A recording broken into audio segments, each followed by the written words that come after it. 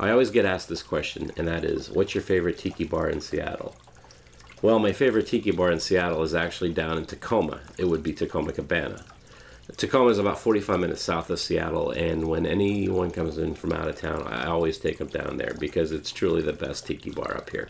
On this episode of Tiki with Ray, I talk with Amy and Brendan, who work there, and we get their story on how they got into tiki and what's it like to work at this amazing bar.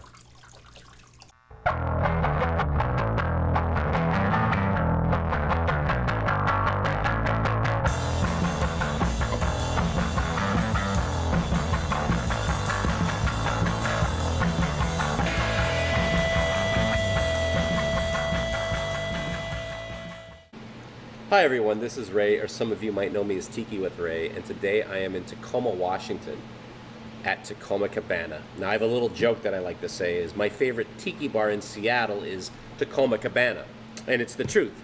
Whenever someone comes in from out of town, I always bring them down here because this is truly the best tiki experience in the Pacific Northwest. Today I'm with Amy and Brendan. You want to say hello?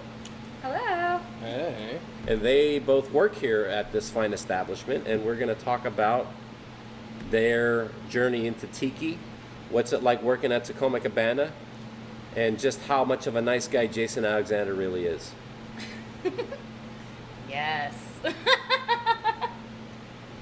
Hi, Robin. Okay.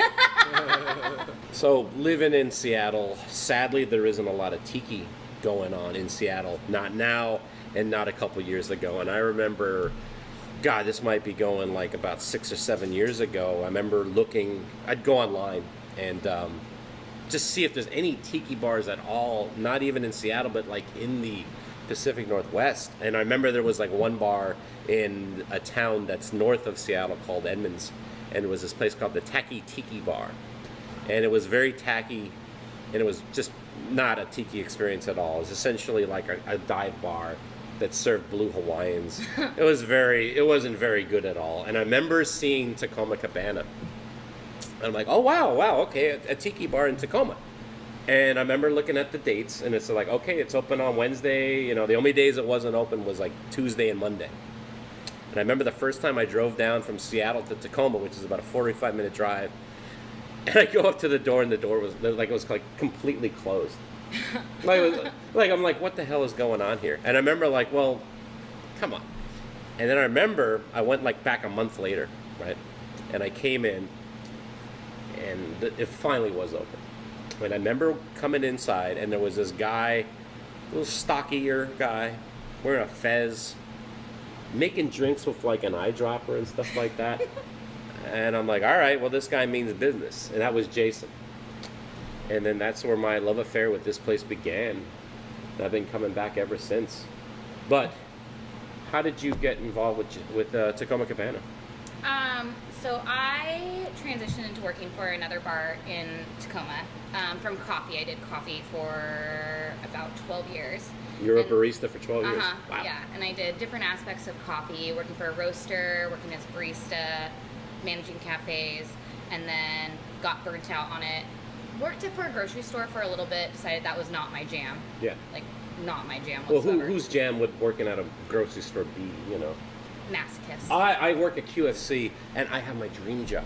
Masochist. It's A true. masochist. Is it that hard work? Is it that hard bagging groceries? I'm sure it's like depends on which grocery store you work for. Like for me, I worked for a more upscale grocery store, and just like seeing the way that patrons treated the people who worked there was just too much for me. And I've always loved working for a small business. Always. I've opened up several, and I just love working in the community, and I miss that working. And I only worked at the grocery store for maybe about 6-7 months, and then I helped open up a bar in Tacoma. What bar is that? Zodiac Supper Club. Zodiac Supper Club. Can you tell the people at home what the Zodiac Supper Club is all about?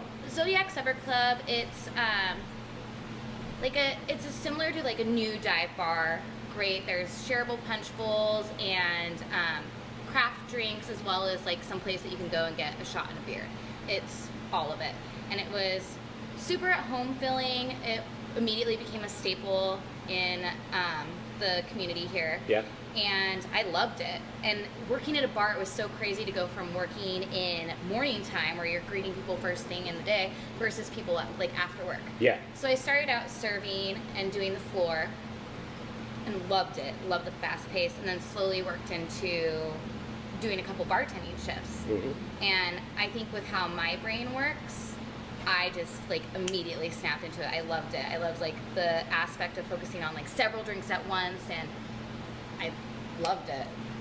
How did you start to work here? Well, Amy got hired here, and they needed someone to come in and run like a small section because their backup server like got a new job or wasn't available or something like that. Yeah. And so I started serving a very small section on the weekends. Yeah. And I had never been associated with any sort of tiki bar. I'd been to a couple craft cocktail bars. But yeah, I started working more often, started filling in shifts on the weekends, and then became the main server on the floor, started learning about rums and the history of cocktails, brought some books home from Jason and read through them. And then there was a position open in the bar and I hopped on it. So I've been doing, working on the floor, doing, scrubbing out pipes and toilets on the weekdays and making cocktails on the weekends. So how was the transition from going from working on the floor to being behind the bar and making the drinks?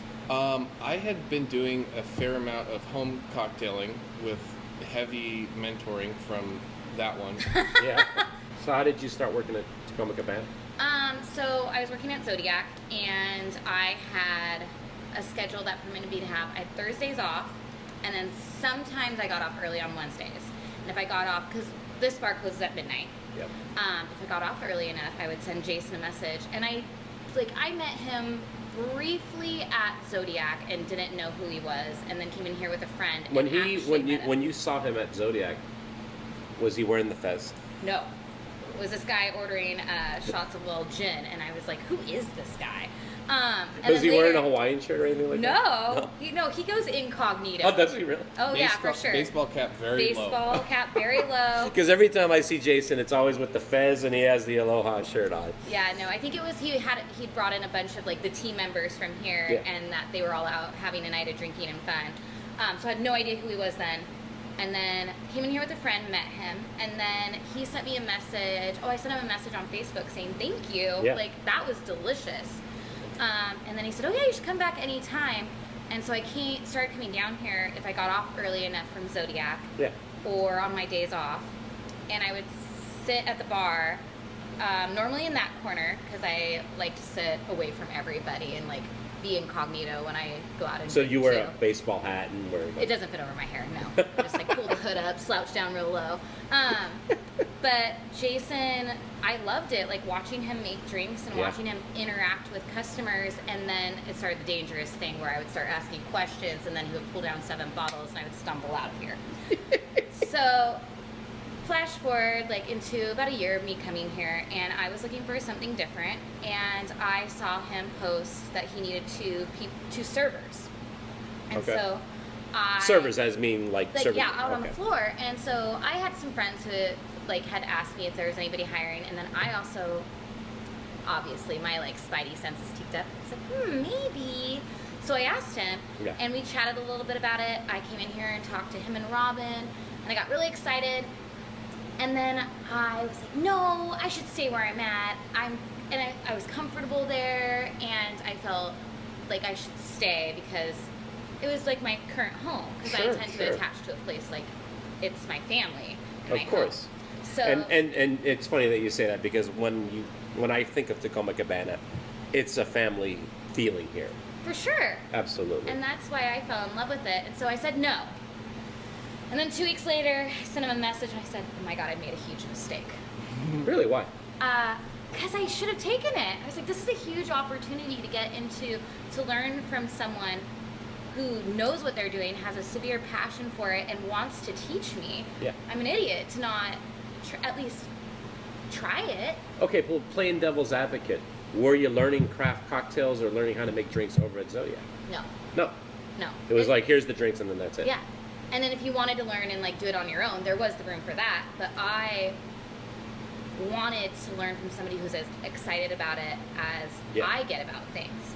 So talked him into offering me the job again.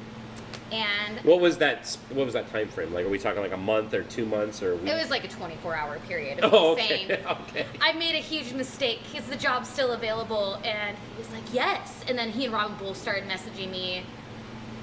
I showed up for work in like my party dress and served out on the floor for I think maybe 2 weekends.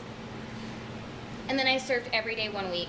And then Jason jokingly put me back here one night. At least I thought it was a joke. He was like, Amy, come back here, and was like walking me through a few cocktails. We laughed about it. I left, and then we went and had food across the street before work one day. Sitting with the other bartender at the time, Jason, Robin, and Brendan came. We were just eating tacos and talking, and he said he wanted to start bar training me. And I said, oh, okay, sure, that sounds great. Yeah. And then he said, good, because you have to learn it in 3 weeks because I'm leaving for France. And I was like... What? And we're not talking like... I just felt, I'm sure you saw, like, the color just drain out of my face. And I was just like, okay, sure. Yeah, because the Tacoma Cabana menu isn't just like 5 drinks. It's a book. It's a book. It's a huge book the first time you look at it. I mean, when I would come in here and have a drink, I wouldn't even pick. I'd just say, just make me something, because the book is a little daunting. Yeah. But once you get here, I mean, people love flipping through it. But so he started putting me back here with him, and then they left for France, and I was here. The other bartender went to France as well, so it was just me, and then we had 2 guest bartenders that filled in, so I had to walk them through it. And I didn't burn the place down. I almost flooded the place. That was a rookie mistake, and everybody was happy, and it was a blast because I kind of love being forced to like do something on a whim and being thrown to the wolves. So Well, how did you learn how to make all those drinks? Like what? Okay. the emotional and mental abuse. The emotional, mental abuse. So here's a question for you: what is the difference between making tiki drinks as opposed to like your standard classic cocktails? I don't know. They're so different. Yeah. I guess the way that Jason laid out how to make a tiki cocktail is very mathematical, as far as like, I feel like with craft cocktailing, there's a little bit more room for error sometimes with tiki drinks, and especially with the way that our menu is orchestrated, everything is about balance. Like, no flavor should necessarily not be part of the orchestra or stick out more so. So if you over pour, like if you pour half an ounce of a quarter ounce on a cocktail, some you can't tell, but most of them it throws the whole thing off. Yeah. So it's, attention to detail is huge. What have you discovered, or what have you learned being behind the bar yourself, making these drinks? Well, I feel like I've worked on my palate quite a bit. Yeah. Because, like, I mean, I worked in restaurants before this one. I worked as a server. I've worked as a cook. Yeah. And I started in the dish pit when I was, like, 16. So, but I feel like working here is a bit like working on the line. Okay. On a cook line, because you get these tickets in for these very specific things, and there are ingredients that go into it. You compile it, and then you send it out, and there's presentation involved and all of that. Absolutely. I mean, like, look at our drinks here, with Right. the mint and everything Right. like that. Sometimes there's like flowers and stuff like that. Yeah, so that's like the biggest comparison I've made to working back here, and it's felt as comfortable to me as working on the line, which I did for a long time. Cool. I've definitely had to learn about tasting spirits and paying attention to the way different spirits play on your tongue has been a huge learning experience. And Jason, throws out shit every once in a while. He won't really say anything if you ask him directly. Yeah. But he'll just throw like bits of information out every once in a while. I'm just like, yep, okay, got that one, got that one, got that one, got it. And that's been a huge learning experience, which I mean, it's pretty invaluable. And you said that this is your first bartending job, right? Ever.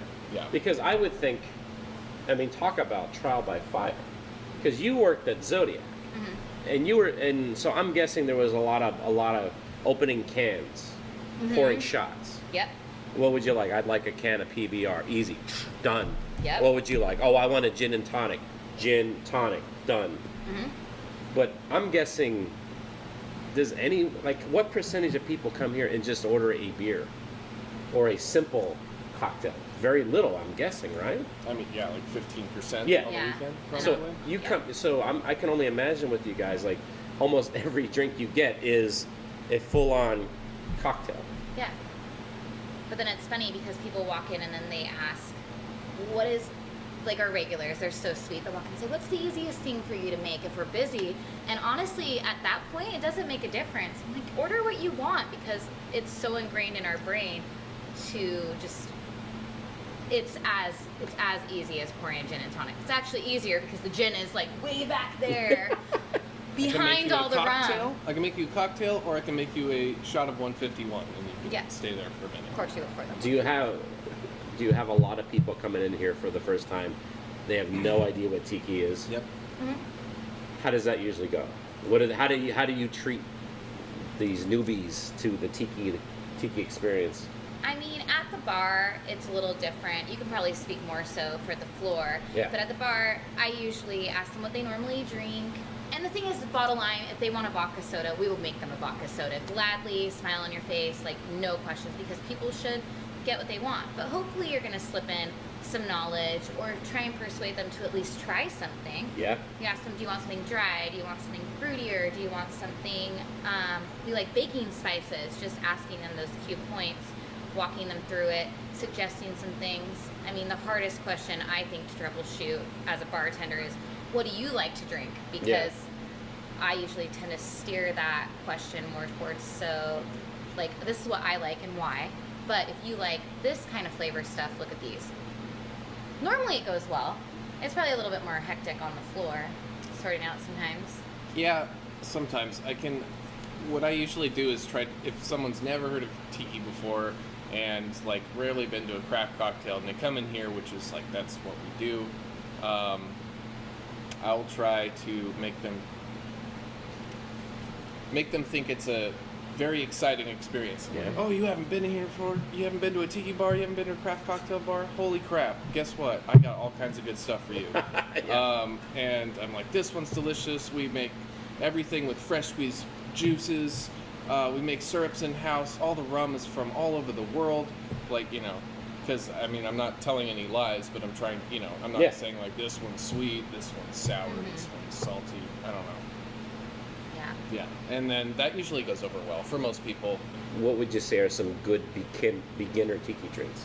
Depends on if you want to probably stretch out and try different flavor palettes, or if you're looking for something a little bit more on the juicy side. If somebody comes in here and they say they want something juicy, I'll suggest the Polynesian paralysis or the rum barrel, which is, you can definitely, the booze is there on that one. So some people that's a a little big bit drink too too. strong. Oh yeah, it's a big drink. Yeah, they'll be working on that. Or the colada, any of the blended drinks. And then if they like more on the dry side, I mean, I suggest a Mai Tai or a Fog Cutter or Navy Grog. Yeah. And just kind of play off their flavor profile and then go from there. And not as I mean, I have one guy who came in and he's been in every single night. And now the zombie on our menu is the Aku zombie. But I've been making him the 1934 zombie, and he loves it. And he said, he's like, can I have the booziest drink on the menu? And I said, sure. Yeah, that would be it. And I made that, and he loved it, which made me happy, because sometimes people are like, it's people who want a bunch of shots and drink one beer. They just want to get messed up. and versus the zombies, it's delicious, but it's a hefty drink to get through. It is. It's a 3 shots of rum, right? yeah. I mean, yeah, ours a little more. Oh, Yeah. even more than that. It's a hefty drink just to get through palate wise too, with all the different flavors in it. So I don't know. There's something for everybody. I think so. Well, guys, thank you for coming on the show and telling everyone about this awesome bar. As I said, it's my favorite tiki bar in Seattle. And if you're ever coming up the Pacific Northwest, make a trip to Tacoma Cabana. You will not be sorry. And on that, Cheers. aloha, mahalo, and good night. Good night.